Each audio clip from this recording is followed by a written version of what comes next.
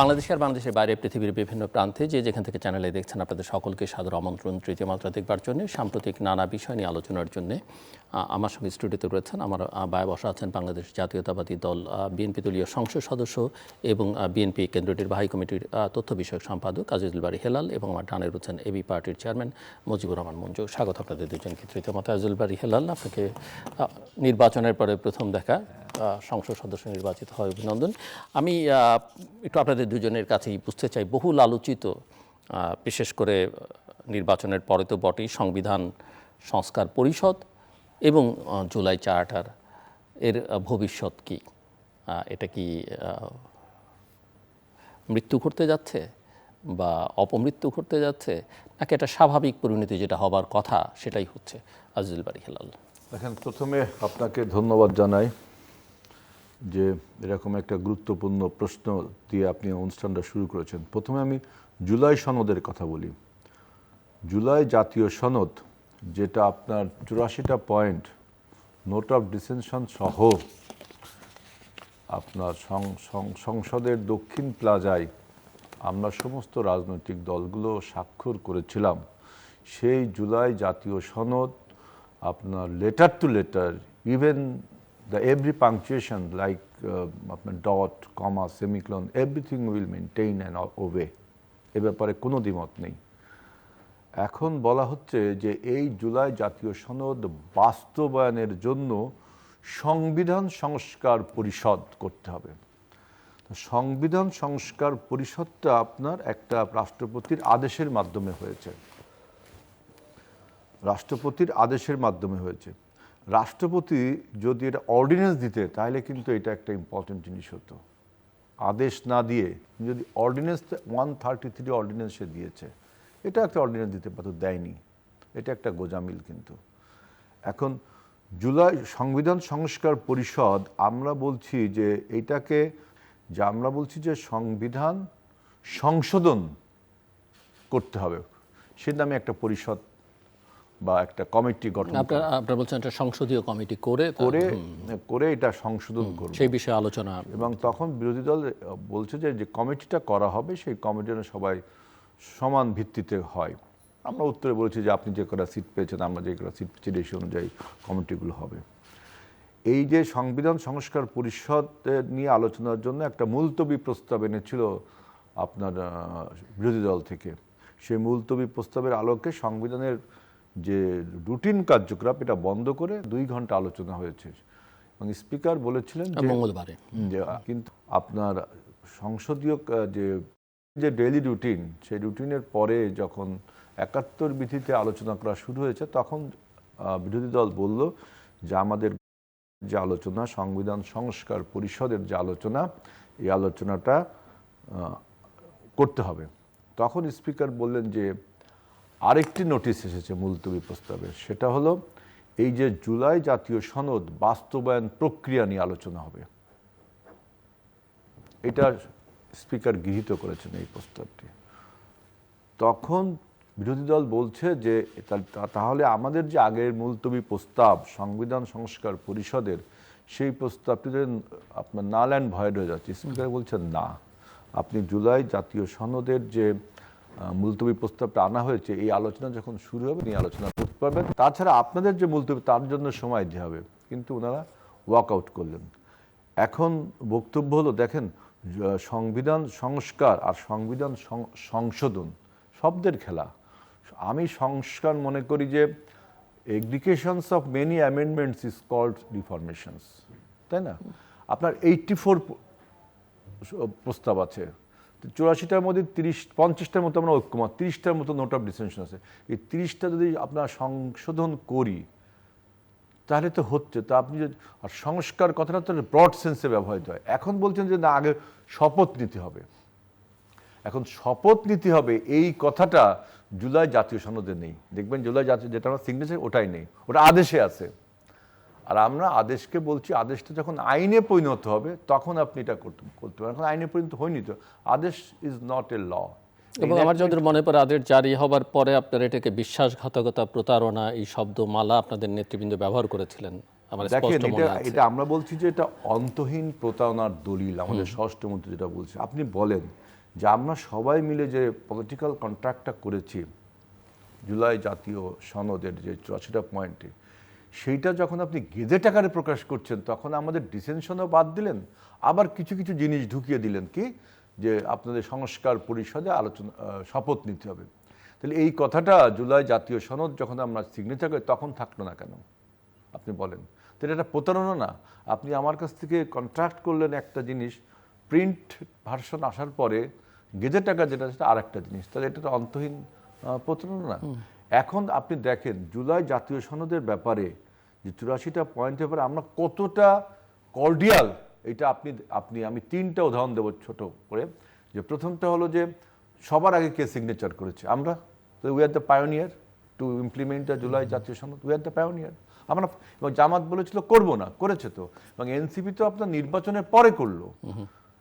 এবং জুলাই জাতীয় সনদে আছে যে নারী আসনে 5%, মানে 15টা, 300টায় 15টা দিতে হবে।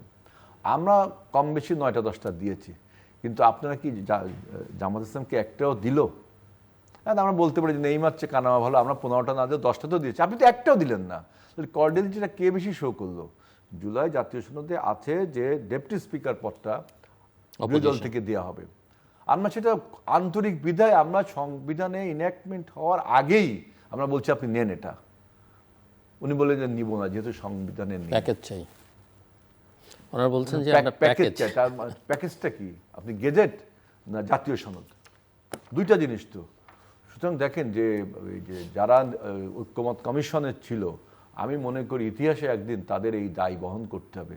যে প্রতারণাটা জনগণের সাথে করে গেল এবং যে সমস্যার আজকে বাদিয়ে দিয়ে গেল, দেখেন সামান্য একটা বিষয়, মানে সামান্যটা কি, সংবিধান সংস্কার পরিষদে শপথ নেওয়া।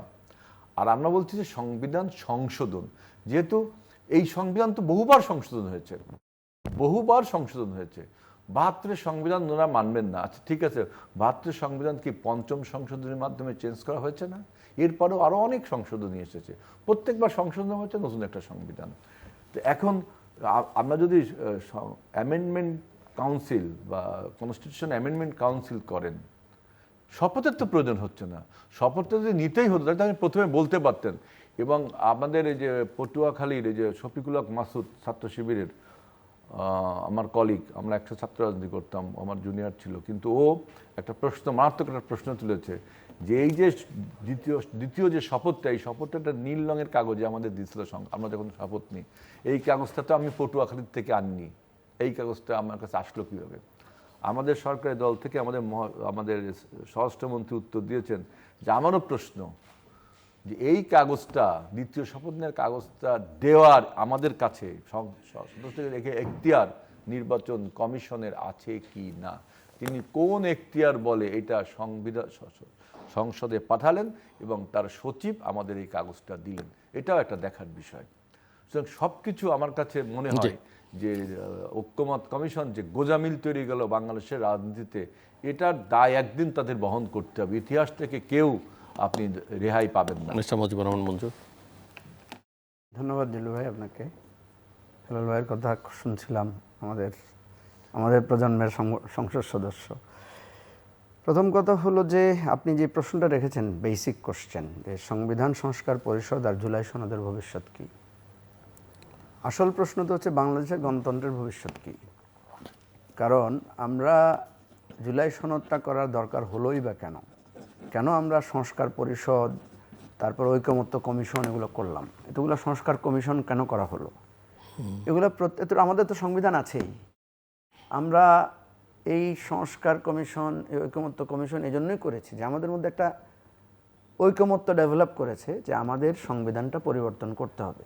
আপনি দেখেন বিএনপির যে 31 দফা, বিএনপির 31 দফার ছত্রে ছত্রে সংবিধান পরিবর্তনের কথা বলা হয়েছে। কারণ দ্বিকক্ষ বিশিষ্ট পার্লামেন্টের কথা বলেছে, দ্বিকক্ষ বিশিষ্ট পার্লামেন্টের নাই আমাদের সংবিধানে। তাহলে বিএনপির সংবিধান সংশোধনের কথাই বলেছে। বিএনপি রাষ্ট্রপতি এবং প্রধানমন্ত্রীর ক্ষমতার ভারসাম্যের কথা বলেছে। বিএনপি তাহলে 31 দফার ভিত্তিতে বিএনপি বলছে যে এই সংবিধান সংস্কার করতে হবে, আমরাও বলেছি সংস্কার করতে হবে। এই ভিত্তিতে কিন্তু সংস্কার কমিশন গঠন হয়েছে, সেখানে আমরা সবাই মতামত দিয়েছি। বিএনপি দীর্ঘ তালিকাও দিয়েছে কি কি সংস্কার তারা চায়। এই সব তালিকাকে অ্যাকোমোডেট করেই আমাদের ঐকমত্য কমিশন হয়েছে।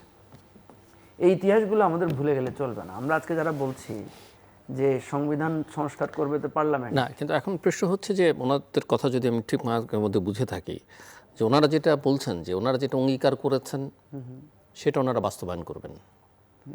এখন আপনি এটাকে যে নামেই ডাকেন না কেন, এটাকে জুলাই সনদ বলেন, ওনাদের ম্যানিফেস্টো বলেন, ওনারা বলছেন যে বাস্তবায়নটি তো ইম্পর্টেন্ট। এটা তো জিলু ভাই, এগুলো এবং বাস্তবায়ন করতে হলে আপনি যেভাবেই করেন না কেন, আপনি যদি সংবিধান সংস্কার পরিষদ করে নতুন করে সংবিধান লেখেন, সেটাও সংসদই করতে হবে।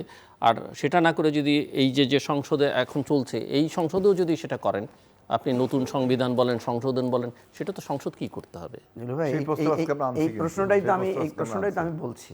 তো আমার প্রশ্ন হলো যে নামে কি আসা যায়, না, কাজটা হচ্ছে কি? আমি আপনাকে বলি, এই আলোচনাগুলো তো হয়েছে। আমরা যদি একমত হয়ে যেতাম, ধরেন বিএনপি বলেছে যে এটা সংসদে করবে, বিএনপির এই আশ্বাসকে, বিএনপির এই প্রতিজ্ঞাকে অন্যান্য দল বিশ্বাস করে নাই। এই জন্যই তো আপনার এই যে নোট অফ ডিসেন্ট, এই যে এত আলোচনা কেন করলাম? কিন্তু বিএনপির যেটা নোট অফ ডিসেন্ট আছে, বিএনপি তো সেটা করতে বাধ্য নয়। বাধ্য কি? এই প্রশ্নটা আমি আপনাকে বলছি। প্রথম কথা হচ্ছে, আমরা আলোচনা করলাম, আপনি দ্বিমত করলেন, আমরা একমত হলাম। যদি আমরা একমত হয়ে যেতাম তাহলে তার গণভোটের দরকার ছিল না। গণভোটটা করলাম কেন? গণভোটটা এই জন্যই করলাম, দুইটা কারণে গণভোট। কারণ এগুলো তো ধরেন আলোচনা হয়েছে, এগুলো টেলিভিশনে রেকর্ড আছে। গণভোটটা আসলো কেন? আমরা যদি সবাই একমত হয়ে যেতাম এবং আমরা স্বাক্ষর করতাম যে পার্লামেন্টে গিয়ে আমরা এটা করবো, তাহলে তার গণভোটের দরকার হচ্ছে না। ভোটটা, যে ইলেকশন হচ্ছে, একই ভোটারই তো গণভোটে ভোট দিয়েছেন, একই ভোটারই তো পার্লামেন্টে। প্রশ্ন উঠছে যে গণভোটটা তো আসলে ইলিগাল, গণভোটটা লিগ্যাল কিনা সেটাও একটা প্রশ্ন। ইলিগ্যাল পথে কেন গেলাম সেটাই তো আমি বলছি। প্রথম কথা হলো, এই কথাটা সিরিয়ালি যদি আপনি না ধরেন, তাহলে আপনি এটার কনক্লুশনটা বুঝবেন না। আমাদের দীর্ঘ আলোচনার মধ্যে আমরা একমত হতে পারি নাই। কিছু বিষয়ে একমত হয়েছি, কিছু বিষয়ে একমত হই নাই। আপনি আর ইন্টারাপ্ট করবো না। অনেকেই বলে থাকেন যে বিএনপি আসলে সবকিছু মেনে ইলেকশনটা যে কোনোভাবে হয়ে যাক এটা চেয়েছে, সবকিছুতে কম্প্রোমাইজ করেছে। এখন বাকিরা সবকিছুতে কম্প্রোমাইজ করে এই সংবিধান সংস্কার পরিষদ, গণভোট, এইসব সাইডলাইনে রেখে বিএনপিকে দিয়ে এই সংসদের মধ্য দিয়ে যেতে তাদের মেজরিটি, তাদের এই করতে হবে, অন্যদের হয়তো সায় থাকতে হবে, সবগুলো কাজ করিয়ে ফেলা তো উত্তম না? আমি আপনাকে সেটাই বলছি যে ধরেন আমি বুঝলাম যে বিএনপি একটা কৌশলগত পরিস্থিতি নিয়েছে, যেটা ওনারা এখন এক একজন কিন্তু এক একভাবে বলছেন। সমস্যাটা ওখানে, ওনারা একবার এক কথা বলছেন। যখন সালাউদ্দিন, আপনি ইন্টারাপ্ট করাতে আমার সিরিয়ালটা ডিস্টার্ব হচ্ছে। আমি আপনাকে বলছি, প্রথম হচ্ছে সংস্কার কমিশন, ঐকমত্য কমিশন, এগুলো কি আমাদের সংবিধানে আছে? নাই। আচ্ছা, আমার তো কোনো স্ট্যাটাস নাই, ওনারও কোনো স্ট্যাটাস ছিল না। উনি আজকে এমপি, তখন তো এমপি ছিলেন না। বা বিএনপির যারা আলোচনা করেছেন, আমরা তো তখন এমপিও না। কেউ কেউ হয়তো বলতে পারেন আপনি একটা নিবন্ধিত দলের সদস্য, তো অনিবন্ধিত দলের সদস্য তো ছিল সে ঐকমত্য কমিশনে। তখন তো আমরা কেউ প্রশ্ন তুলি নাই যে কোন স্ট্যাটাসে আমি সংবিধান সংশোধনের আলোচনা করব। এখানে একটা বিশেষ পরিস্থিতিতে আমরা ঐকমত্য হয়েছি, যে আমরা সবাই আলোচনা করেছি, প্রস্তাব দিয়েছি। বিএনপি, আমি তো বলছি বিএনপিও সংবিধান সংস্কারের প্রস্তাব দিয়েছে। এই প্রস্তাবনাগুলো নিয়ে যদি আমরা একমত হয়ে যেতাম, তাহলে আর গণভোটের প্রয়োজন হতো না। আমরা যেহেতু একমত হয়েছি, কিছু বিষয় হই নাই, যার কারণে আপনি দেখবেন গণভোটের 4টি পয়েন্টের উপরে প্রশ্ন করা হয়েছে। সেই 4টি পয়েন্টের গুরুত্বপূর্ণ 4টা বিষয় হচ্ছে সংবিধান সংস্কারের সাথে রিলেটেড। এখানে তো সংস্কারের সব কিছু সংবিধান সংস্কারের সাথে রিলেটেড না। 4টি প্রশ্নের মধ্যে আপনি যদি পড়ে দেখেন, সেখানে দেখবেন যে একটিতে বলা হচ্ছে যে পার্লামেন্টের দ্বিকক্ষ বিশিষ্ট হইবে এবং নিম্নকক্ষে সরাসরি ভোটে হবে, আর উচ্চ কক্ষটা হবে ভোটের ভিত্তিতে পিআরএ। এটার সাথে আপনি একমত কিনা? দ্বিতীয় কোশ্চেন হচ্ছে নারীদের সংখ্যা, নারীদের 100 আসনের বিষয়টা গ্র্যাজুয়ালি হবে। তৃতীয় বলা হচ্ছে তত্ত্বাবধায়ক সরকার ব্যবস্থা, সবার সম্মতিতে হবে।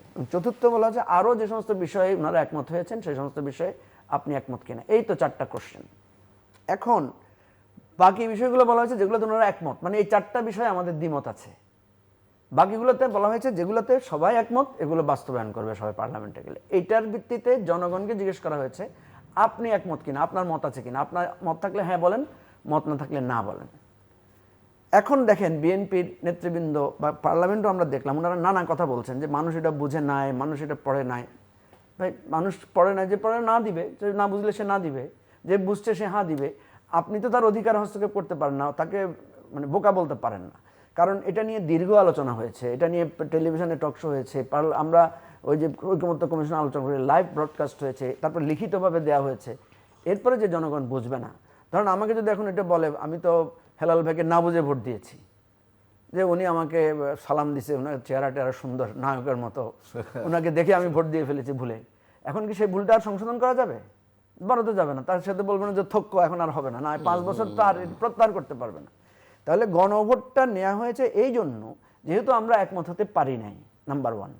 এই গণভোটের সাথে বিএনপি এগ্রি করেছে, এই জুলাই সনদের সাথে স্বাক্ষরও করেছে। এখন যদি বিএনপি বলে যে আমি গণভোটে স্বাক্ষর করেছি বা গণভোটে অংশগ্রহণ করেছি, গণভোটে হ্যাঁ ভোটের পক্ষেও মতামত নিয়েছি ডিউ টু ইলেকশনটা হওয়ার জন্য, ঠিক আছে, আপনি হয়তো আমি বিয়েতে রাজি হয়েছি, বাবা রাগ করবে, মা রাগ করবে, ছেলে মানে হয়েছে, নাইলে আমি রাজি হয়েছি, বিয়ে তো করে ফেলছেন, এখন আপনাকে হয় ডিভোর্স দিতে হবে, আদারওয়াইজ মেনে নিতে হবে। আমি এটা সহজভাবে বুঝি। বিএনপি যেহেতু গণভোটে রাজি হয়েছে, এখন বিএনপি প্রশ্ন তুলতে পারে, ভ্যালিড কোশ্চেন আপনি যেটা বলছেন, যে বিএনপি যেটাতে নোট অফ ডিসেন্ট দিয়েছে সে সেটা করতে বাধ্য কিনা। দুইটা আনসার হতে পারে। একটা হতে পারে যে যেহেতু এটা জনগণ চেয়েছে, গণভোটের রায়, সুতরাং বিএনপি এখন স্যাক্রিফাইস। আচ্ছা, গণভোটের কি আমরা ওই যে 4টা পয়েন্ট ধরে রায় আলাদা আলাদাভাবে দেখেছি? না, এখানে বলা মানে হয়েছে সেটাও তো একটা প্রশ্ন, যে 4টে পয়েন্ট, তো 4টে তাহলে প্রশ্ন করার মানে কি?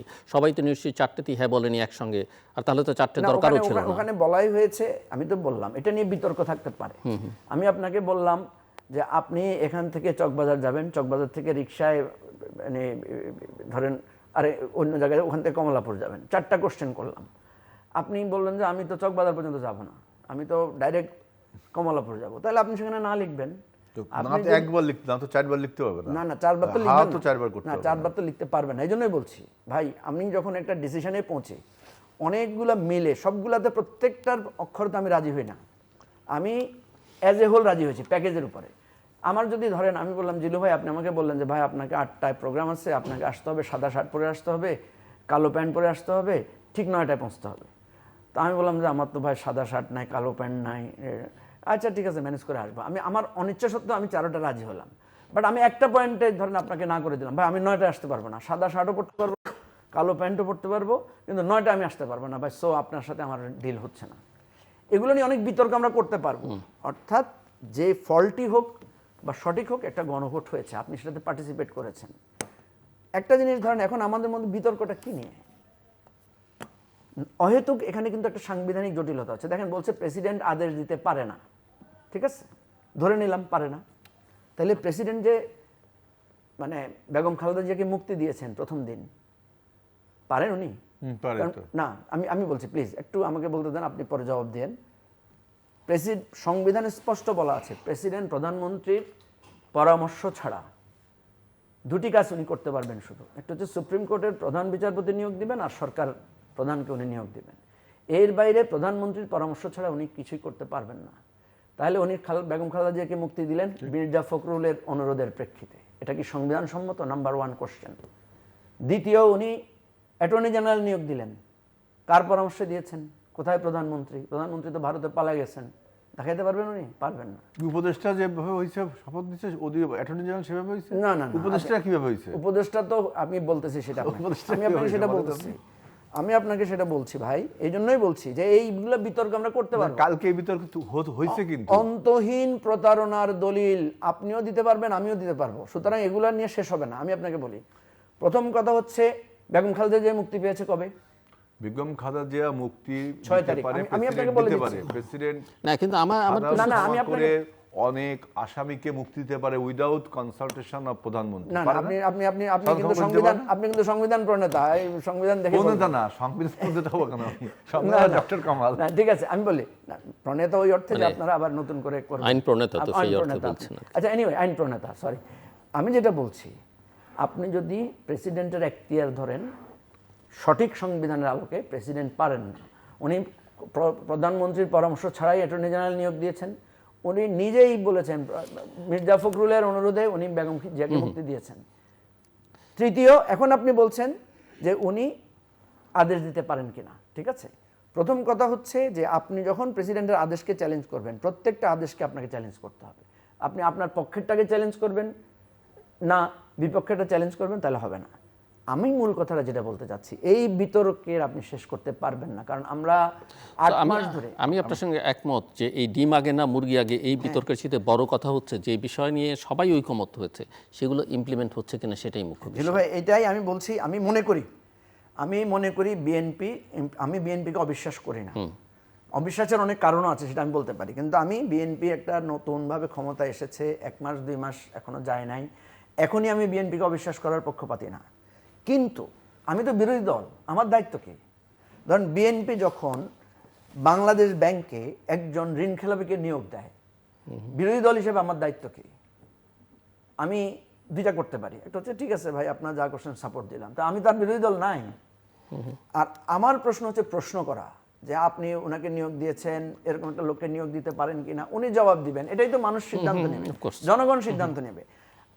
আমরা প্রশ্ন তুলছি, আপনি যেটা উনি বলেছেন সবার আগে আমরা স্বাক্ষর করেছি, তো ভাই সবার আগে আপনারা বাস্তবায়ন করে রাজি হয়ে যান না।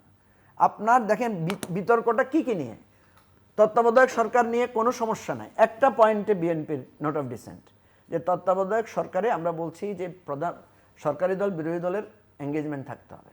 একটা জায়গায় লাস্টে এসে বিএনপি দ্বিমত করেছে যে এটা পার্লামেন্টের উপর ছেড়ে দিতে হবে। আমরা বলছি না, এটা পার্লামেন্টের উপর ছাড়া যাবে না এইভাবে, নাম্বার 1।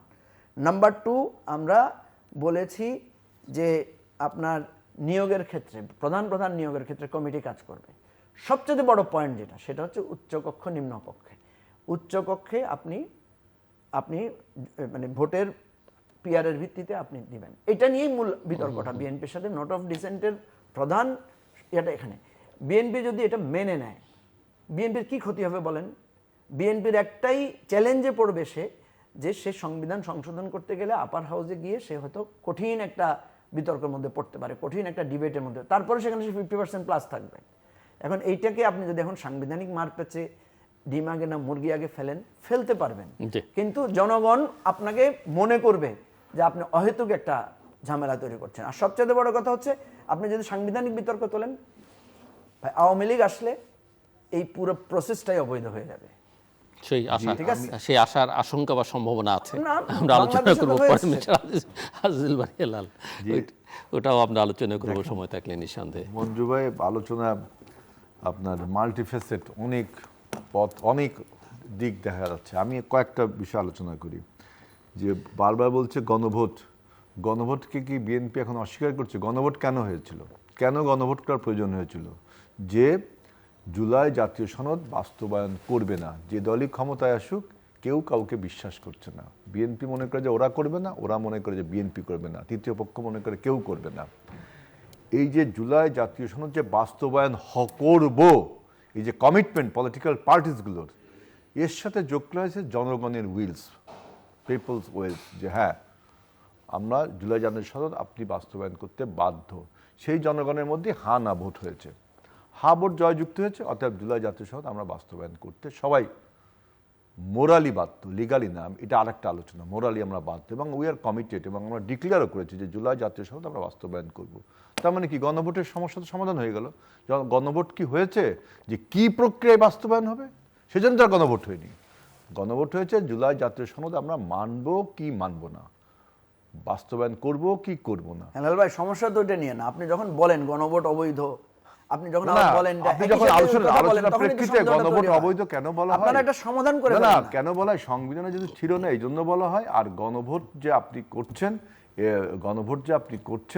এই আপনি যখন জুলাই জাতীয় সনদ বাস্তবায়ন করবেন তখন অনেক মৌলিক কাঠামোর পরিবর্তন, তখন আরেকটি গণভোটের প্রয়োজন হবে।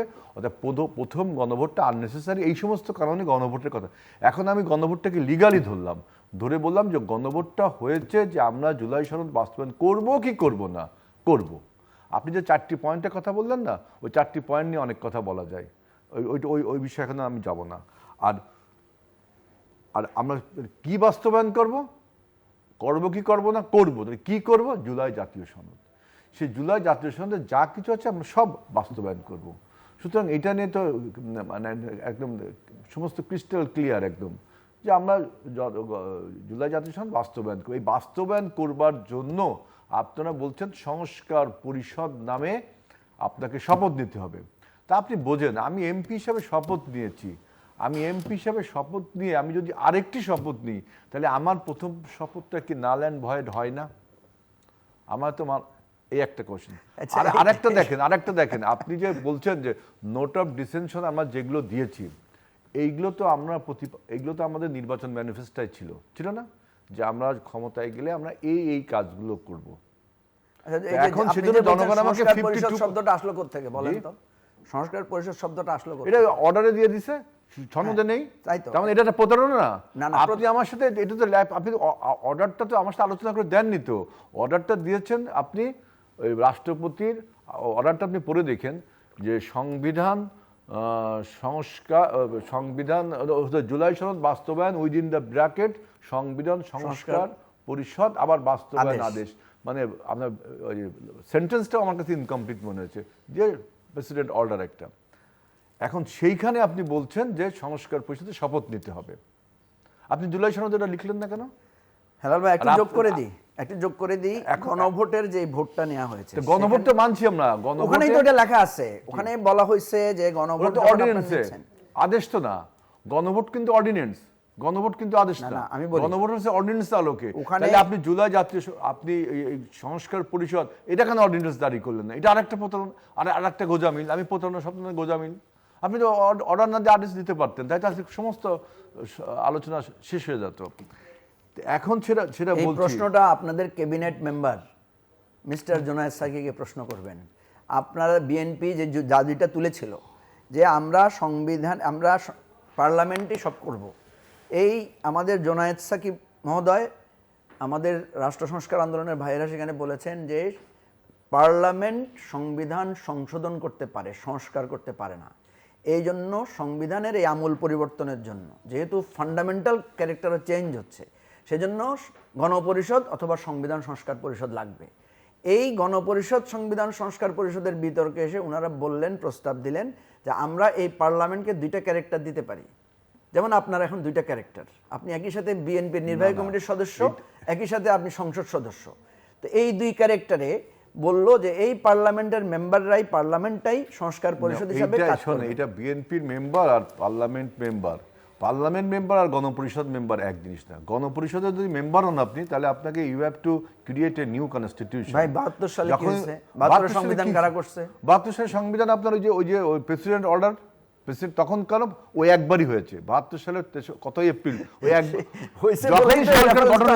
যখনই সরকার গঠন হয় তখন প্রেসিডেন্ট আর আদেশ দিতে পারে না। এটা নিয়ে সংসদে আলোচনা হয়েছে যে একবারই হয় যখন দেশ নতুন স্বাধীন হয়েছে, তখন।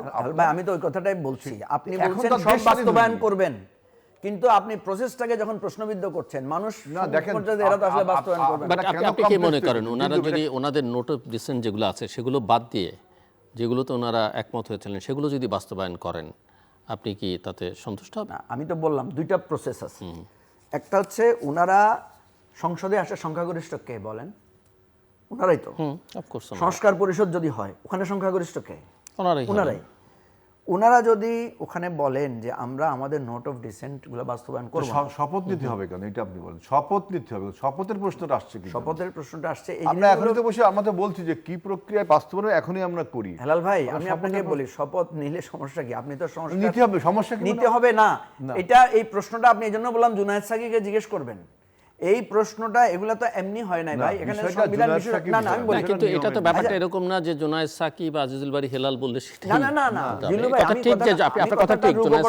জুনায়েদ সাকিবের পোস্টার আমি দেখেছি যে 26 এর নির্বাচনকে সংবিধান সংস্কার পরিষদের আমি আপনাকে বলি, আমি আপনাকে রূপক অর্থে বলি, এই যে আজকে যিনি আইনমন্ত্রী উনি তখন অ্যাটর্নি জেনারেল ছিলেন না? ছিলেন। তাইলে আপনার এই সংস্কার কমিশন বা ঐকমত্য কমিশন, আপনি তো জানেন পত্রিকা খুললে পাবেন, এক্সপার্টদের অপিনিয়ন নিয়েছে, সেখানে অ্যাটর্নি জেনারেলের অভিমত নিয়েছে। আজকে অ্যাটর্নি জেনারেল বলছেন এটা অন্তহীন প্রতারণার দলিল। তাহলে সেদিন উনি কিভাবে এটাতে সায় দিয়েছেন? উনি তো একজন ল এক্সপার্ট। আপনি যেটা বলছেন যে কার অপিনিয়ন নিয়ে আছে, এটা হিডেন একটা নিউজ। হিডেন না, এটা পত্রিকায় এসেছে, এগুলো পাবলিকলি ওনারা এসে ডিক্লেয়ার করেছেন। ওনারা এমনও হয়েছে ঐকমত্য কমিশনে কি অ্যাটর্নি জেনারেল ছিল না? ঐকমত্য কমিশনে আপনারা ছিলেন, বিভিন্ন দলের রাজনৈতিক বিভিন্ন এক্সপার্ট ছিলেন, তাদের নামও আছে, তার মধ্যে অ্যাটর্নি জেনারেল নাম ছিল না। আপনি দেখেন ডিসেন্ট, নোট অফ ডিসেন্ট নিয়ে আপনাদের এত সমস্যা। নোট অফ ডিসেন্ট কি আমাদের পলিটিক্যাল ম্যানিফেস্টো, আমরা নির্বাচন ম্যানিফেস্টোয় দিছি না, আমরা 52% ভোট পাইছি না? আরে ভাই আমি তো সেটাই বলছি, আপনি তো বললাম আপনি ইমপ্লিমেন্ট করব না। ভাই আমি আপনাকে বলি দুইটা কথা। একটা হচ্ছে আমরা এখানে 5 জনে মিলে সিদ্ধান্ত নিলাম, জিলু ভাই নোট অফ ডিসেন্ট দিলেন, তারপর আমরা 50 জন লোকের সাথে আবার ভোট নিলাম, 50 জন লোক আমাদের পক্ষে দিল, ওনার নোট অফ ডিসেন্টকে এগ্রি করলো না। কেন? আমি বলছি শুনুন, উনি যখন না ওইটা তো এসে মিললো না তো জিল্লু ভাই, আমি বলি এখন জিলু ভাই রাইট আছে, জিলু ভাই বলে যে ভাই আমি তো নোট অফ ডিসেন্ট দিছি, আমি আপনাদের এটা মানবো না, আপনি করেন। এখানে আবার আরেকটা ইস্যু আছে যেটা ওনারা তুলছেন যে জনগণ তো আমাদেরকে ভোট দিয়ে 52% ভোট দিছে। আমি আমার তো অস্বীকার করছি না জিলু ভাই। বিএনপি যদি মনে করে মানে এই যে বলেন এই জটিলতাগুলো, এখানে তো আপনি যদি আমাকে বলেন আমি দেখি যে হ্যাঁ সালাউদ্দিন ভাই যা বলছে সত্যই তো বলছে, আর আপনি যদি দেখেন ডাক্তার শফিকুর রহমান যা বলছে সত্যই তো বলছে, আপনি দেখেন দুজনের কথা শুনেন, দুজনের কথাই আপনার কাছে যুক্তিপূর্ণ মনে হবে। আমার কথা হচ্ছে আমরা তো একটা বিশেষ পরিস্থিতির মধ্যে এসে পড়েছি, ঠিক আছে, আমরা একটা বিশেষ পরিস্থিতির মধ্যে এসেছি এবং দেখবেন জুলাই সনদ আমরা লিখেছি, এটাকে আমরা কখনো আইনি চ্যালেঞ্জে নেব না। হোয়াই? এটা কেন একমত হয়েছে, আমরা স্বাক্ষর করেছি কেন? কারণ এটা আইনি চ্যালেঞ্জে পড়বে। আপনিও যদি কালকে দায় মুক্তিও নিছেন তো, আমি দেখলাম 23 নম্বর ধারায় বলছে যে পরবর্তীতে কেউ সেটা নিয়ে ফৌজদারি আইন টাইন করতে পারে না। এটা তো আরেকটা আমি দেখলাম ভাই, এগুলো তো টেকে না আসলে, আমি সেটাই বলছি। এটা তো এখন ভাই শেখ হাসিনা তো সংবিধানের মধ্যে অনেক কিছু করেছে, স্বাধীনতার ঘোষক বঙ্গবন্ধু শেখ মুজিবুর রহমান। আপনারা কি এরকম না? এমনি তো অপরিবর্তনযোগ্য ধারাও তো সংবিধানে করা হয়েছে, কিন্তু টেকেনি তো, টেকছে না তো। আমি তো সেটাই বলছি ভাই, আমি বলছি যে দেখেন মাননীয় স্বরাষ্ট্রমন্ত্রী বলছেন রাষ্ট্র আবেগ দিয়ে চলে না, রাষ্ট্র চলে সংবিধান দিয়ে। আমি বলি আবেগ দিয়েও চলে না, সংবিধান দিয়ে চলে না, রাষ্ট্র চলে ক্ষমতায় যে থাকে তার চেহারের অনুসারে। নাইলে রাষ্ট্রপতি সংসদে দাঁড়িয়ে কিভাবে বলেন যে স্বাধীনতার ঘোষক প্রেসিডেন্ট জিয়াউর রহমান, শহীদ জিয়াউর রহমান, তাই বলছে, সেটাই তো বললাম। তাহলে সংবিধান তো টিকছে না সেখানে, সেখানে যেটা সত্য সেটা টিকছে। এই জন্যই তো আমরা বলছিলাম যে সংবিধান মানে মানে একটা প্রবাদ বাক্যের মতো, মানে ওই যে বলে না বেগম আমাদের নেত্রী বলেছেন ছুঁড়ে ফেলে দেব, মিস ইন্টারপ্রেট করা হয়। যখনই আপনার 15th অ্যামেন্ডমেন্টের মাধ্যমে তত্ত্বাবধায়ক সরকারের বিল, তত্ত্বাবধায়ক সরকারের ব্যবস্থা বাতিল করে দেওয়া হলো, তারপরে বিভিন্ন ধারা উপধারা, গণভোট বাতিল করে দেওয়া হলো, বিভিন্ন ধারা উপধারা যোগ করা হলো, তখন বেগম খালেদা জিয়া বলল যে আমরা জনগণের সরকার ক্ষমতায় আসলে এই সংবিধান ছুঁড়ে ফেলা। তার মানে কি 72 সংবিধান ছুঁড়ে ফেলা হবে? তা তো বলা হয়নি। সংবিধান তো অলরেডি নাই, 72 সংবিধান 15 যখন আপনি সংবিধান মানে কি যে সংবিধান যে ইনিশিয়েশনটা হয়েছিল, 72 সংবিধানকে তো বঙ্গবন্ধু শেখ মুজিবুর রহমান বাকশাল কায়েম করে জবাই করে দিয়েছেন, সেটা বলে লাভ নাই। আমি আপনাকে বলি ভাই প্লিজ, আপনারা বহু নির্যাতন ভোগ করেছেন, আমরা হয়তো অর্ধেক নির্যাতন ভোগ করেছি। সোজা জিনিসকে আপনারা জিদুভাই কমপ্লেক্স বানালো। আমি দেখেন আলী রিয়াজ স্যার, আলী রিয়াজ সাহেব, উনি এই এবং অন্যান্য যে কমিশন, আমার ব্যক্তিগত ওপিনিয়ন, একটা সহজ জিনিস, গণভোট করেছি জুলাই সনদ বাস্তবায়ন করতে, উই আর বাউন্ড, সেটা বাস্তবায়ন করব। এখন এইটার জন্য সংস্কার পরিষদ একটা শপথ নিতে হবে, তারপরে আবার এটাকে উনি অধ্যাদেশ না দিয়ে আদেশ দিলেন, তারপরে জুলাই সনদে উনি এটা উল্লেখ না করে উনি আদেশে লিখলেন, উনি দেখাই গেলেন কোথায় কোথায় বিতর্ক হতে পারে। ভাই ধরেন সমস্যাগুলো হয়েছে, এত কমপ্লেক্স করার দরকার, সমস্যাগুলো কমপ্লেক্স হয়ে গেছে ধরে নিলেন আপনি। কেন কমপ্লেক্সগুলোর কারণও আছে। আপনি দেখেন যে গণভোট যখন আমরা ভোট দিলাম, সেখানে কিন্তু সংবিধান সংস্কার পরিষদের কথা বলা আছে। এখন আপনি এই যে উনি প্রশ্ন তুলছেন না যে এরা যে সংস্কার পরিষদের শপথ নিয়েছে এদের দোষ, এদেরকে তো সিইসি এসে শপথ দিয়েছে, সিইসি এসে এদেরকে শপথের কাগজ আমরা বলছি সিইসি সেই এখতিয়ার আছে কিনা। না, তাহলে এখতিয়ার না থাকলে আপনি এখন সিইসি কে করেন, ইমপিচ করেন। এখন শুনুন, ইতিহাসে সবকিছুরই দায় তাকে অনেক কিছু নিতে হবে, যে কেন এই কাগজটা দেয়া হলো। আমি তো সেটাই বলছি রে ভাই, জটিলতা হয়ে গেছে আপনার। তাহলে আপনাদের এই ঐক্যমত কমিশনে তো বিচারে আওতায় আনা উচিত। আনেন, কোনো সমস্যা নাই, ঐক্যমত কমিশনে বিচার আনবেন কেন? বিচার তো শেখ হাসিনা পালায়ে যাওয়ার পরে, সংবিধান নাই আর। আপনাকে আমি বলি কিন্তু ঠিক না, এটা কি ঠিক? আমি কেন আমি এই যুক্তির সাথে আমি আপনাকে বলি, মানে আমি সংবিধান নাই বলে সংবিধান ধরেই তো সরকার হয়েছে, সংবিধান নাই বলে তো পলায় যায় না, আমি আপনাকে বলি, থাকে। আমি আপনাকে বলি কেন বলছি না, আমার কথার ব্যাখ্যা শুনেন প্লিজ একটু। আপনারা ভাই আপনার কথার সাথে আমার দ্বিমত নাই। জিলু ভাই, ইতিহাসে এই সাক্ষীগুলো আমাদেরকে দিতে হবে। প্রধানমন্ত্রী পালিয়ে গেছে, উচিত ছিল সবাই গিয়ে সংবিধান পড়ে এখন কি করব সেটা করার। আমরা সেটা করি নাই। আমরা কোথায় গেছি? আমরা গেছি আর্মি চিফের বাসায়, ক্যান্টনমেন্টে গিয়েছি। ক্যান্টনমেন্ট থেকে আমরা কোথায় গেলাম? বঙ্গভবনে গেলাম। বঙ্গভবনে ছাত্ররা আসলো, ছাত্রদের সাথে আলাপ করলো, কি হতে পারে? তারা বলছে অন্তর্বর্তীকালীন সরকার হবে, চিফ হবে কে? ডক্টর ইউনূস। উনি বললেন যে ডক্টর ইউনূস তো একজন কনভিক্টেড আসামি, উনি তো চিফ এক্সিকিউটিভ রাষ্ট্রের হতে পারেন না। ছাত্রদের কি অথরিটি, কে প্রধান হবে রাষ্ট্রের বলার সংবিধান আছে এখানে? সংবিধান অনুসরণ হয়েছে বলেন? ডক্টরিন অফ নেসেসিটি। না না, ডক্টর ইউনূস জন্ম হয়েছে, আমি প্লিজ আমাকে শেষ করতে দেন। আপনি একমত হয়ে গেলেন। বর্ণনা শুনছি আমরা যে আর্মি চিফ বুকে পাথর বেঁধে মেনে নিলেন, শুনছেন না এরকম বর্ণনা? শুনলাম। ডক্টর ইউনূস হয়ে গেলেন, উনি প্যারিসে আছেন, 3 দিন পরে উনি আসবেন। এখানে কোথাও সংবিধানের নিয়ম মানা হয় না। তারপরে এসে এটাকে কিভাবে এখন সংবিধান সম্মত করা যায়, তখন আসছে ডক্ট্রিন অফ নেসেসিটি। এখন প্রশ্ন হচ্ছে, তখন হচ্ছে 106 রাইট, 106 106 প্রেসিডেন্ট অ্যাপ্লাই করবেন কার পরামর্শে? সংবিধান খুলে দেখেন কি বলা আছে। প্রেসিডেন্ট পারেন না 106 এর মতামত নিতে প্রধানমন্ত্রীর পরামর্শ ছাড়া। প্লিজ এই জায়গায় সুপ্রিম কোর্টের আপিল বিভাগ একটা না, কিন্তু এখানে তো প্রশ্ন আছে যে ডক্টরিন অফ নেসেসিটিতে প্রেসিডেন্ট নিলেন, কিন্তু সেই আদালত আসলেই বসেছিল কিনা সেটা নিয়েও প্রশ্ন আছে। আপনি ওই যে 106-তে যে 106-তে স্পষ্ট বলা আছে, তখন কোথায় ছিল এই আলোচনাতে স্পষ্ট বলা আছে এই সুপ্রিম কোর্টের আপিলেট ডিভিশনের মিটিং হইতে হবে ফুল কোর্ট, এবং সেটা হতে হবে। আমি বলছি যে এই পয়েন্টটা আমি রেজ করলাম, মানে এর পুরোটাই গোজামিল, কিন্তু বাস্তবতা হচ্ছে উনি যেটা বলেছেন ডক্টরিন অফ নেসেসিটিতে সরকার যেটা শপথ দিল, সবাই যেটাকে সমর্থন করলো, সেটা সংবিধান মেনেই হয়েছে। সংবিধান মেনে এই অর্থে যে সংবিধানের আওতায় হয়েছে। জিয়াউর রহমান যে ক্ষমতা টেক ওভার করেছেন, সাংবিধানিকভাবে করেছেন, কনস্টিটিউশন সাসপেন্ড করেছেন। আপনি কি কনস্টিটিউশন সাসপেন্ড করার? না, সেটা তো ওই যে ডক্টরিন অফ নেসেসিটি বলেন বা মিলিটারি কুয়ের ক্ষেত্রে এই ধরনের প্রশ্নের তো কোনো জবাব পাবেন না। না, ওইখানে তো সময়ের প্রয়োজন। জিল্লু ভাই, এটাও কিন্তু ইতিহাসে একটা ভুল ব্যাখ্যা দেয় যে সংবিধান সাসপেন্ড করে। না, আমি বলছি যে ক্ষমতার যে শূন্যতা তৈরি হয়েছে যে কোনো পরিস্থিতিতে। ভাইরে, আমি তো আপনারা এই যুক্তিটাই তো গ্রহণ করেন না। আমি সেটাই বলছি, সুবিধা মতো সাংবিধানিক শূন্যতা গ্রহণ করেন, যখন নিজের সুবিধা হয়ে যায় তখন অস্বীকার করেন। আপনি ইতিহাস তাহলে দেখেন, ইতিহাসটা আমি তো ভাই, আমি তো সেটাকে প্রশ্নবিদ্ধ করছি না, আমি তো সেটাকে স্যালুট করছি ভাই। গণ অভ্যুত্থান একটা শুনেন, আমি আপনাকে বলি, কিন্তু গণ অভ্যুত্থানের পরে এটাকে ম্যানেজমেন্টের করার জন্য তখন করেন না। আমি তো বলছি এটা রাতারাতি হবে না।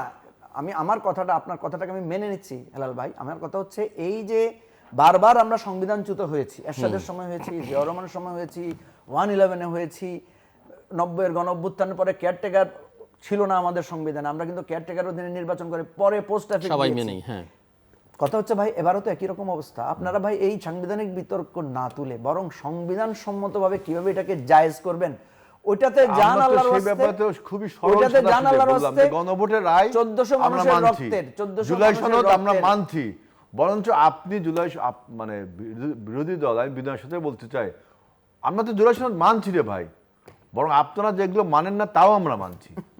জুলাই সনদ তো মানছি, তারপরেও কেন অযথা বিতর্ক? গণভোটে তো মানছি, এখন যেটা বোঝা যাচ্ছে যে এই বিতর্কের কোনো নিষ্পত্তি হবে না। আপনারা যে অঙ্গীকার করেছেন সেটা আপনারা যত দ্রুত পারেন করেন, সবারই স্বস্তি হবে, বিতর্ক। সেই জন্য একটা মুলতবি প্রস্তাব আনা হয়েছে যে কিভাবে কোন প্রক্রিয়ায় জুলাই সনদ বাস্তবায়ন হবে সেটার জন্য আলোচনা হবে। আমি জিল্লু ভাই ফিল করি যেটা, সেটা হচ্ছে যে মানুষের একটা প্রত্যাশা আছে, মানুষ চায় নাই এই গণ অভ্যুত্থানের শক্তিগুলোর মধ্যে এই আননেসেসারি বিতর্কটা হোক। মানুষ চেয়েছে। ইভেন আমি আপনাকে বলি, আমরা কি আওয়ামী লীগকে এত বড় একটা শক্তিশালী নেটওয়ার্কভুক্ত দলকে কি বাইরে রেখে দেশ চালাতে পারবো? আমরা বারবার প্রস্তাব দিচ্ছি। এখন সেই প্রশ্নটাই আপনাকে করতে চাইছিলাম। আপনি যেহেতু আমরা বারবার প্রস্তাব দিচ্ছি যে আওয়ামী লীগের যারা দোষী, আওয়ামী লীগের যারা গণহত্যার সাথে জড়িত, যারা দুর্নীতির সাথে জড়িত, যারা লোপাটের সাথে জড়িত, যারা গুম খুনের সাথে জড়িত, এদেরকে আপনি বিচারের আওতা আনতে হবে। এটাই গণতন্ত্রের দাবি, এটা মানবাধিকারের দাবি। এদেরকে বিচারের আওতা আনেন। আওয়ামী লীগের দল হিসেবে তার ভূমিকা কি হবে? সে যদি এই গণহত্যার সাথে জড়িত থাকে দলীয়ভাবে, তার বিচার করেন, আদারওয়াইজ তাকে দায় মুক্তি দেন। তার যে সমস্ত কর্মীরা বলবে যে আমরা আওয়ামী লীগের এই অপরাধের দায় নিব না, তাদেরকে আপনি রাজনীতি করার সুযোগ দেন। বিএনপি এই রাষ্ট্রটা 31 দফা, এত সুন্দর একটা ড্রাফট বিএনপির, এই জুলাই সনদের মধ্যে 31 দফার ব্যাখ্যাগুলো আছে, বাইরের কিছুই নাই। আপনি দেখেন বিএনপি তো বলেছে যে পরপর 2বার প্রধানমন্ত্রী থাকতে পারবে না, এটার ইলাবোরেশন পরপর 2বারের বেশি। এটার ইলেভেরেশন করেছি আমরা 10 বছর, বিএনপি সেটা শেষ পর্যন্ত মেনে নিয়েছে। বিএনপি উচ্চকক্ষের কথা বলেছে না, উচ্চকক্ষের ব্যাপারে জুলাই সনদে আমরা ইলেভেরেশন করেছি উচ্চকক্ষ হতে হবে পিআরের ভিত্তিতে, এতটুকু যা আমরা বিএনপির সাথে এটা যুক্ত করেছি।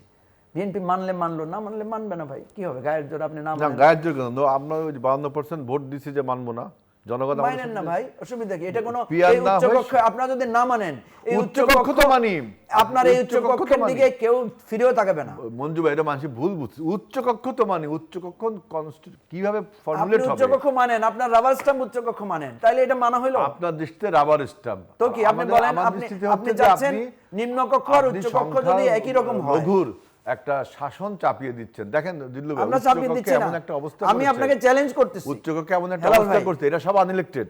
হেলাল ভাই, আমরা যদি কোনো বিল আনি, সেই বিলটা তারা যতদিন অ্যাপ্রুভ না করবে এটা অ্যাপ্রুভ হবে না। তাহলে আমাদের তো সবরেইন, আমরা যে সবরেইন, আমরা সবরেইন না, আমরা পার্লামেন্ট সমিতিটা থাকলো কই?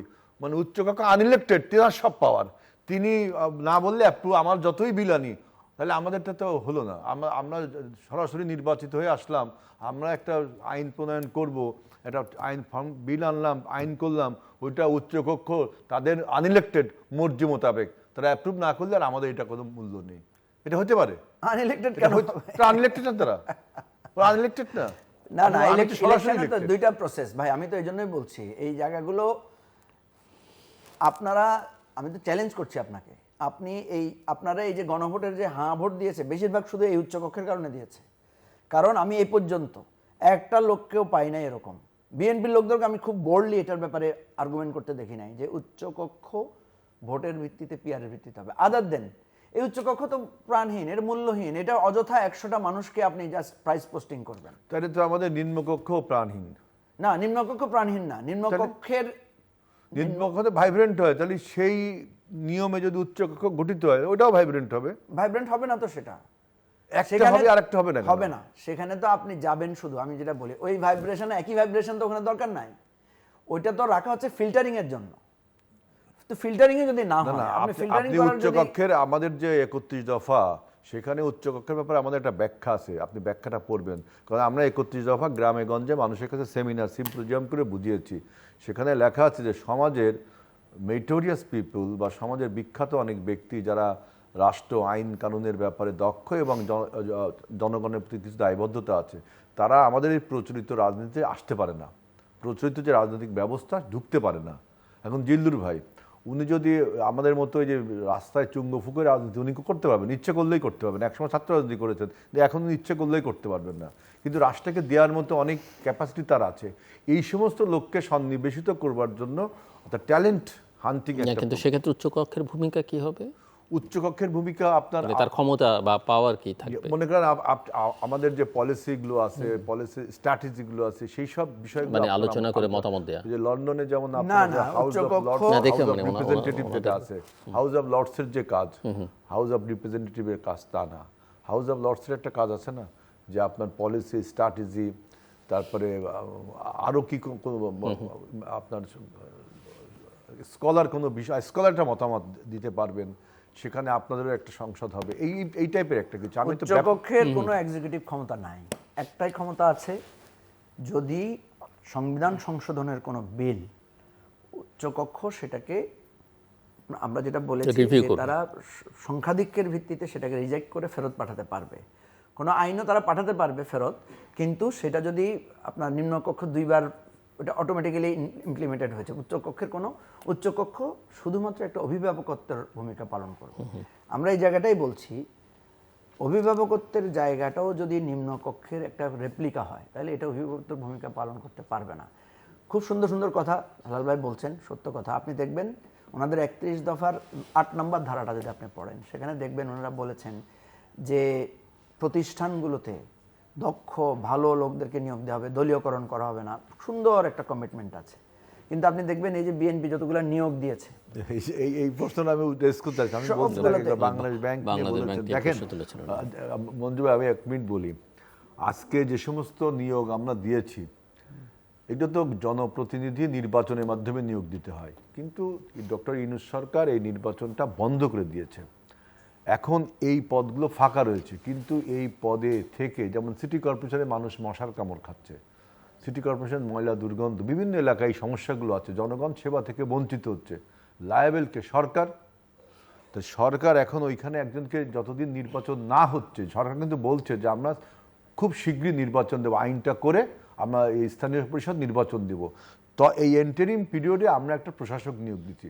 তা আমি লায়াবেল হব সিটি কর্পোরেশনের কোনো কিছু, যে আপনি আমাকে লায়াবেল করবেন, আর আপনাকে আমি প্রশাসক নিয়োগ করব না, আমি আমার দক্ষ লোকটাকে করব? আপনি আপনার দলের লোক নিয়োগ করবেন, আমি তো সেটাই আমি বলছি। আমার দক্ষ, আমি দল আপনি আপনার দলের, আমি আপনাকে বলি, আমাদের সরকারের সব দলের লোক আপনি বলেন। হেলাল আমরা ভাই, 3 জনকে দলের বাড়ি থেকে নিয়েছি না, হেলাল ভাই, ডক্টর তিতুমির, ডক্টর জাহিদ, তারপরে পররাষ্ট্রমন্ত্রী খলিলুর রহমান, আমরা দলের লোক।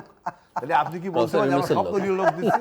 আপনি কি বলতে পারেন আমরা সব দলীয় লোক দিচ্ছি? আমরা যে সমস্ত সিটি কর্পোরেশন এবং জেলা প্রশাসকের নিয়োগ দিয়েছি, যেহেতু আমরা অ্যাকাউন্টেবল হব, আমরা রেসপন্সিবল হব, আমার তো কোনো আমি আমার লোকটাকেই তো দিব। আমার তো আপত্তি নাই। দিয়ে আপনি আমাকে একটা বেদালে হেলাল ভাই, আমি তো বলছি আপনি আপনার দলের একেবারে অন্ধ সমর্থকটাকে দেন, দক্ষ লোকটাকে দিব। কিন্তু দক্ষ লোকটাকে দেন, কিন্তু সেটা আপনি 31 দফায় লিখতেন, আপনি তো সেটা লিখেন নাই। আপনি যদি লিখতেন যে আমি প্রত্যেক ক্ষেত্রে আমার দলের সর্বশ্রেষ্ঠ লোকটাকে দিব, আমি তো এটাকে স্যালিউট ওই যে করতাম। উদাহরণ দিল, সেটাই তো বলছি। না উদাহরণ দিলেন ওই যে doctor Khalil, doctor Titumir, doctor doctor Khalil এবং ডক্টর জাহেদ, তিতুমির, ডক্টর জাহেদ, হ্যাঁ, এই দুইজনই কিন্তু আপনার ইন্টারিম গভর্নমেন্টের গুরুত্বপূর্ণ কাজে যুক্ত ছিলেন, ঠিক আছে। জাহেদও কিন্তু সংবিধান সংস্কার আপনার নির্বাচন সংস্কার পরিষদের সাথে যুক্ত ছিল। যাক, আমি ওগুলো নিয়ে করতে, ওরা সবাই আমাদের বন্ধু মানুষ, ভালো মানুষ, অসুবিধা নাই। আপনারা নিয়োগ দিয়েছেন, ধন্যবাদ। সুশাসন দেন না, উনি তো বলছে যে ওনারা তাদের দলের লোক না, সেই যুক্তি দাঁড় করা আমি সেটাই উনাকে বলছি, আপনি দলের লোক নিয়োগ দেন, আমার আপত্তি নাই, যেটা দিবেন সেটা বলেন। আপনি বলছেন আমি নিরপেক্ষ লোক দিব, দলীয় লোক দিব না, এখন বলছেন আমি দলীয় লোক দিব না, আপনার এই যুক্তিটা তো ভালো, আপনি দায় নেবেন। এখন আপনার কথার বিরুদ্ধে কিন্তু আপনার কথা, আপনি দায় নেবেন, তাহলে জাহেদকে দিলেন কেন? জাহেদের দায় কেন বিএনপি নেবে? তাহলে ডক্টর খলিলের দায় নিলেন কেন? ডক্টর খলিলকে আপনারাই বলছেন যে এই লোকটা মন্ত্রী পরিষদ, স্থানীয় সরকার জনপ্রতিনিধিরা চালায়। উনি তো শুধু স্থানীয় সরকার নিয়ে প্রশ্ন তুলছেন, উনি অন্যান্য অ্যাপয়েন্টমেন্ট নিয়ে প্রশ্ন তুলছেন, যেমন বাংলাদেশ ব্যাংকের গভর্নর। আপনি বাংলাদেশ ব্যাংকের গভর্নরের কথা বলছেন। বাংলাদেশ ব্যাংকের গভর্নর, আগের যে গভর্নর আহসান মনসুর, ওনাকে কি আমরা বলেছি যে অদক্ষ? ওনাকে আমরা বলেছি অন্য কিছু? এখন এই বাংলাদেশ ব্যাংকের যত কিছু সমস্যা আমরা ক্ষমতায় আসার পর হবে, সব দায়িত্ব তো আমার।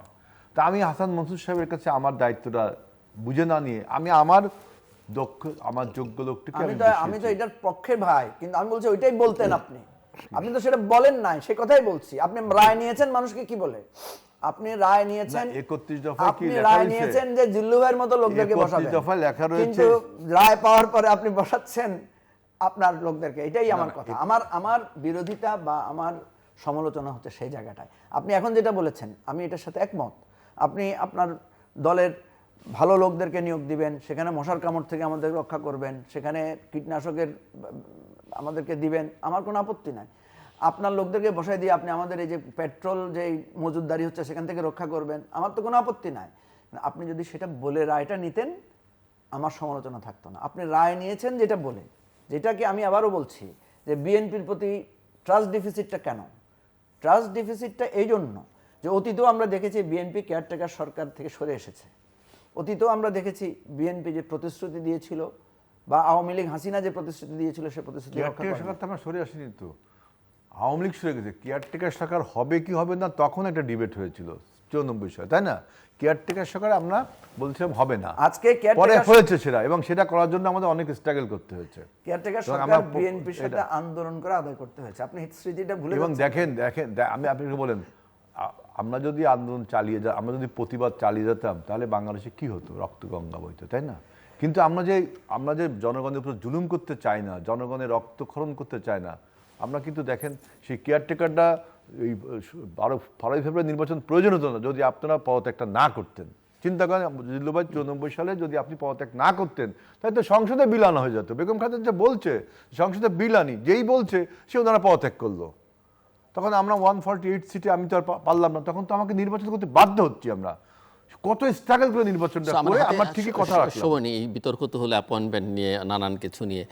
এমনিতে আপনার কি মনে হচ্ছে সরকারের পারফরমেন্স বা ডেলিভারি, কে কোন পদে আছে, কাকে নিয়োগ দেওয়া হলো, সেই প্রসঙ্গে আমি আপনাকে জাস্ট 2-3 মিনিট সময় শেষ করতে হবে এবং তারপরে আমি ব্যক্তিগতভাবে মনে করি বিএনপি একটা কঠিন সময়ের মধ্যে দিয়ে, কঠিন পরিস্থিতির মধ্যে দিয়ে তারা এগিয়ে এসেছে। তাদের মধ্যে যথেষ্ট অভিজ্ঞতা সম্পন্ন লোকেরা আছেন। এখন যিনি প্রধানমন্ত্রীর দায়িত্ব পালন করছেন, ওনার কাছ থেকে আমি যতটুকু কাছ থেকে দেখেছি, ওনার মধ্যে আমি যথেষ্ট ইচ্ছা শক্তি দেখেছি।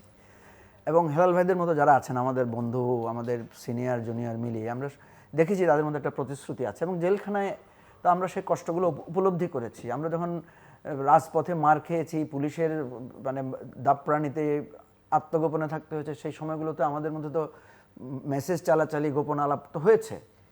কথা হচ্ছে যে আমরা ওই সময়টা যাতে আমরা কেউ ভুলে না যাই। আমি প্রধানমন্ত্রীকে দেখতে পাচ্ছি, উনি যেভাবে সিরিয়াস, সেইভাবে কিন্তু যদি বিএনপির ওয়ার্ড পর্যায়ে, বিএনপির জেলা পর্যায়ে নেতারা যদি সিরিয়াস না হয়, তাহলে এটা কোনো কাজে লাগবে না। আপনি দেখেছেন শেখ হাসিনাও কিন্তু আমাদেরকে খুব ভালো ভালো কথা, সাধারণ কথা বলেছেন। এরশাদও কিন্তু সাইকেলে চড়ে সচিবালয়ে গিয়েছিলেন, এগুলো ইতিহাসে লেখা আছে। শেখ হাসিনা আমাদেরকে ওনার রান্নাঘরের ছবি শেয়ার করেছেন, উনি মাছ ধরছেন শেয়ার করেছেন, ওনার খুব সাদাসিধে জীবনযাপন শেয়ার করেছেন। কিন্তু এটাও আমরা দেখেছি, ওনার পিয়নের 400 কোটি টাকা, ওনার লোকেরা 1000 কোটি টাকা পাচার করেছে। কোনো কোনো মন্ত্রীর দুবাই শহরে, কারো লন্ডন শহরে শত শত বাড়ি আছে। বিএনপি যদি তার এই যে একটা ভীতি বিএনপির প্রতি আছে, যে চাঁদাবাজি, তার টেন্ডারবাজি, তার দলীয়করণ। আমি একটা ভিডিও দেখে খুব ইমোশনাল হয়েছি বিএনপির প্রচারে। আপনি হয়তো বলবেন ইমোশনাল হয়ে আপনি কি বিএনপির প্রতি সফট হয়েছেন? না, আমি হই নাই। মনে যে বললাম, আমার একটা মানে ট্রাস্ট ডেফিসিট আছে। একটা ভিডিও দেখেছি যেখানে একটা মেয়ে তার চাকরির কথা বলছে, এবং সে যখন চাকরিতে গেছে তাকে অন্যান্যরা জিজ্ঞেস করছে, তোমার কি মামা খালা আছে, মামা খালু আছে, তুমি চাকরি পাবা কীভাবে? সে বলছে, না, কেউ নেই। বলছে, তুমি তো চাকরি পাবা না। সেই মেয়েটা চাকরি পেয়েছে যে আনন্দ স্রোতে সে তার রিক্সাওয়ালা বাবাকে গিয়ে জড়িয়ে ধরেছে। এবং এইটা কাট অফ হওয়ার পরে সেখানে তারেক রহমান এসে বললেন যে আমরা 1 কোটি মানুষের কর্মসংস্থান করতে চাই, আমরা এরকম মেধার ভিত্তিতে একটা রাষ্ট্র করতে চাই, যেটা মানে কোটা হবে না। এই আশাটা বিএনপির প্রথম দিকের যে নিয়োগগুলো আমরা দেখতে পাচ্ছি, এবং বিএনপি ইতিমধ্যে অনেকগুলো লোক মারা গেছে বিভিন্ন ক্লেশের মধ্যে দিয়ে, এটার ছাপ যদি নিচের দিকে না যায়, তারেক রহমানের এই প্রচেষ্টা বা বিএনপির আরও অনেক মন্ত্রীরা আছে, এমপিরা আছেন, অনেক কষ্ট করছেন, তাদের এই ছাপ যদি নিম্নের দিকে না যায়, তাহলে মানুষ কিন্তু মনে করবে এটাও একরকম পুরনো রাজনীতিরই প্রতিচ্ছবি, যে বলবেন ভালো কথা, আশা পোষণ করবেন, স্বপ্ন দেখাবেন মানুষকে, কিন্তু স্বপ্ন ভঙ্গ হবে। দেখেন, আমি যেটা বলতে চাচ্ছি, উনি যেটা বললেন যে বিএনপি চাঁদাবাজ ইত্যাদি যে বললেন, এইটা কতটা প্রোপাগান্ডা আর কতটা রিয়েলিটি 52+ ভোটে প্রমাণ হয় যে কতটা প্রোপাগান্ডা আর কতটা রিয়েলিটি। তবে মঞ্জু ভাই যেটা বলেছেন, আপনি যে অবজারভেশন দিয়েছেন, আমাদের দল চেষ্টা করবে যে আমরা আরও যেন মানুষের আস্থা অর্জন করি, ভোটের সংখ্যা আরো বাড়ে। প্রোপাগান্ডা আপনারাও চালাইছেন, আপনারা বলছেন 7000 লোককে বহিষ্কার। প্রোপাগান্ডা যেন আপনারা না, আমার বহিষ্কার করছি, একটু বলি। এখন আপনি বলছেন যে আমাদের সরকারের পারফরমেন্সের কথা বলছেন। আপনি জিল্লু ভাই বহুবার এই কথা আমি বলেছি, আপনার টেলিভিশনের প্রথম বলছেন, আপনাদের অনেকের কিন্তু হাতের কালি এখনো শুকায়নি, মানে ভোটের রেশ কিন্তু এখনো রয়ে গেছে। আমরা ভোটের আগে যে সমস্ত প্রতিশ্রুতি করেছিলাম, একে একে তা বাস্তবায়ন করছি। ইতিমধ্যে যে সামাজিক সুরক্ষা বলয় গড়ে তুলবার জন্য এবং আমাদের নারীর ক্ষমতায়নের জন্য ফ্যামিলি কার্ড 37,650টি আমরা পরিবারকে দিয়েছি। এবং অপেক্ষা করুন, আমাদের জামাত ইসলামী নেতা বলেছিল যে ধূর্তর ফ্যামিলি কার্ড বলেছিল না, এখন অপেক্ষা করুন, আমরা এই পয়লা বৈশাখে কৃষক কার্ড দিব কৃষির উন্নয়নের জন্য। আমরা কর্মসংস্থানের কথা বলেছি, সেই কর্মসংস্থান ইতিমধ্যে আপনি জানেন যে 54টি জেলায় আমরা কিন্তু খাল খনন কর্মসূচির মাধ্যমে কৃষির যে উন্নতি, এখানে অনেক কর্মসংস্থান হবে। তারপরে আপনি দেখেন শিক্ষা বান্ধব একটি সরকার করবার জন্য আমরা যে আপনার যে ভোকেশনাল এডুকেশন, তারপরে পলিটেকনিক এডুকেশন, এবং এই যে আপনার শিক্ষায় 3rd ল্যাঙ্গুয়েজ, বাংলা ইংরেজির পরে একটা 3য় ল্যাঙ্গুয়েজ যদি আমরা শেখাতে পারি ছাত্রদেরকে, যে এই যে দেখলাম যে আমরা কতগুলো কোর্স হবে ভোকেশনাল ট্রেনিংয়ে, সেখানে ইটালিয়ান এবং জাপানি ভাষা শেখানো হবে এবং আরবি ভাষা শেখানো হবে। এই ভাষাগুলো শিখে এবং যদি আমরা স্কিল ডেভেলপ করতে পারি, তাহলে আমাদের যে প্রবাসী ভাইরা যে রেমিটেন্সটা পাঠায় কত গুণ বৃদ্ধি পাবে পারেন।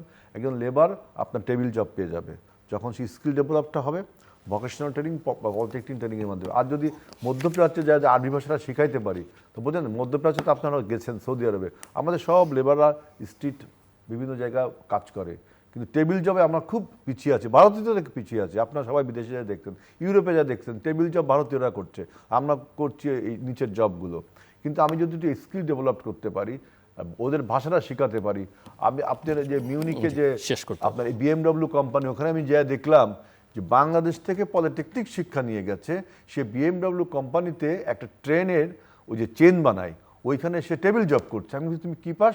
তো বললো যে আমি যে জার্মান টেকনিক্যাল সেন্টার, এখান থেকে পলিটেকনিকে, ঢাকা পলিটেকনিক থেকে পড়ে পাশ করে ওইখানে গেছি, জার্মান ভাষা জানি। আমরা যে এডুকেশনে এই ফ্যাসিলিটিটা দিচ্ছি, থার্ড ল্যাঙ্গুয়েজ এবং টেকনিক্যাল স্কিল, এবং সেটা অলরেডি করা শুরু হয়ে গেছে। আমি আর একটা কথা বলবো জিল্লু ভাই, 30 সেকেন্ড স্যার। সমাজকে কিন্তু আপনার নৈতিকতার দিকে নিয়ে যেতে হবে। নৈতিক অবক্ষয় আজকে আমাদের একটা দারুণ বিষয়, অনেক আলোচনা হতে পারে। এই নৈতিকতার জন্য আমি সবসময় বলি মানুষকে ধর্মের কাছে আশ্রয় নিতে হবে, যে যেভাবেই নিক।